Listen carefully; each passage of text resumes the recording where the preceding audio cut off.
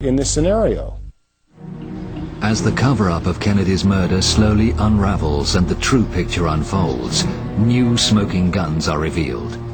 This is the Field of Honor in Restland Cemetery, Dallas, and the burial site of a professional mortician laid to rest here by his colleagues on February 17, 1974.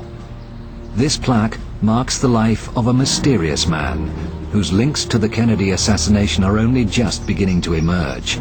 His name was John Liggett. He is remembered as a highly skilled embalmer by a former friend and co-worker, Charles Smith. If he'd have to build a lip or a nose or build an eye orbit or an ear, he may work all night long doing the reconstructive work on someone that had been maybe shot in the face or an automobile accident. He was the best. He would tell you he was the best. And when he finished it, he wanted the family to tell him he was the best. Popular with his colleagues, he also had a secret life. There'd be days when John would call and say, I need to miss tonight, or I'm not going to be there. Or this happened quite a bit, that John was, we didn't know where John was, and I don't know that management knew where he was. He would just call in and say, I need off. Never discussed where he was. And we didn't ask. A lot of fellow workers would wonder, why can he be gone 2 or 3 weeks, come right back in so easy? And we felt like if we were gone for 2 or 3 weeks, so there's no use in coming back. In a small town in Oklahoma, far from the rhythms of the big city, John Liggett is remembered by a former wife. Lois married him in Dallas after a whirlwind romance only 3 months before Kennedy's assassination. John was a very charming person, and I found him to be very attentive and considerate and very, very sweet to me. I loved him. I fell in love with him. John came into our lives less than a year after our own father, Charles Godwin, had been killed in a private plane crash. And John was not real welcome by my 2 older sisters and my brother and myself. We were a family.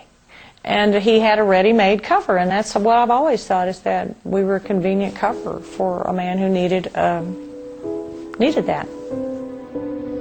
On the day of the assassination, John was with Lois at Restland, attending the funeral service of her late aunt.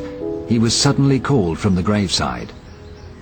John went to the office and came back very shortly and explained to me that the President of the United States had been shot and that he was called to go to Parkland Hospital. I went home after the funeral, and it was about 2 o'clock in the afternoon, and John called me from Parkland. I could hear the confusion in the background, and I asked him what was going on. He said, the president has died. And I said, well, did Restland get the job? And he said, no, some other funeral home got the job. But he said, I've got a lot of work to do. Don't try to call me. I'll call you as soon as I can. And it was about 24 hours before I heard from him. He came home and he walked in the door, and when I saw him, he physically looked like he had really been through a very traumatic experience. His clothes were disarrayed, and that was so out of character for him. He was obviously tired, very exhausted, but agitated and hyped, and informed my mother that we would be leaving town, that we had to get out of town. I said, where are we going? And he said, we're going to get out of town for a while until all of this blows over. And that was a quote, because I thought, well, what blows over? A high-speed journey south took the perplexed family firstly to Austin and then San Antonio. John made brief stops en route to have huddled conversations with various contacts. Throughout this journey, there were conversations that went on between John and his relatives and friends that I did not feel like I was privy to.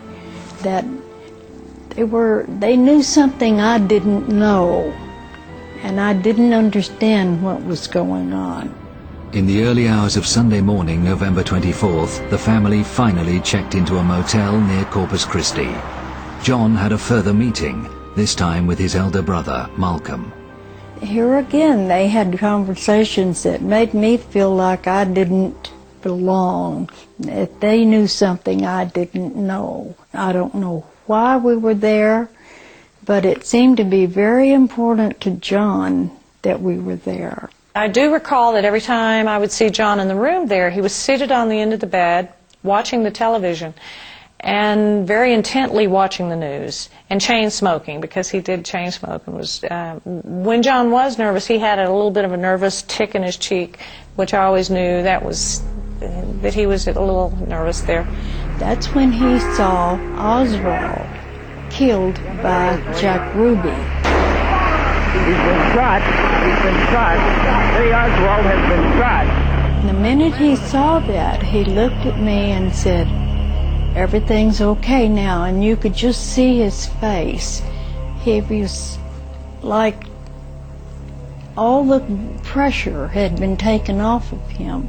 All of a sudden he was like, sigh of relief, let's go, we can go home now. It was basically, pack your things, come on, we're leaving, now we can go. We went back to Dallas, and everything went back to normal as everything could be under those conditions of the president's death. But their lifestyle changed. After the assassination, John seemed to come into a lot of money. The family moved into a luxury home, and Liggett became a big-time gambler, hosting some of the wildest poker parties in Dallas. The whole lifestyle, from the moment John Kennedy was shot, was just one chaotic thing after another. Either the police were involved in something he was doing, or his gambling was involved in something he was doing. It was just way over my head. The company he kept, the people, the pressure, it was just more than I could take. There was an occasion that my sister, Benny, and my mother both recall of a visit from one of John's rather eccentric friends from New Orleans. And he was a rather freakish character, and my sister claims that we made merciless fun of him, the kids, my brother, my sisters, because he was rather odd with the painted-on eyebrows and the wig. He was a rather freakish man.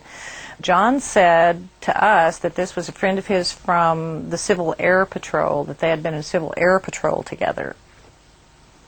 And we believe this was David Ferrie. David Ferrie was a prime suspect in the 1967 Garrison investigation into Kennedy's assassination. He was found dead in his New Orleans apartment before he could be interrogated. I really believe that John Liggett was somehow involved in the John F. Kennedy assassination. I think his role was to do something with the body. To the body, how alter it, fix it, I have no idea. Now, he may have even gone with it to Bethesda. He had plenty of time to do that. I think his job was to do something with that body of John F. Kennedy. Liggett's lifestyle led Lois to divorce him in 1966. They both remarried but remained close. In 1974, out of the blue, Liggett was arrested for attempted murder.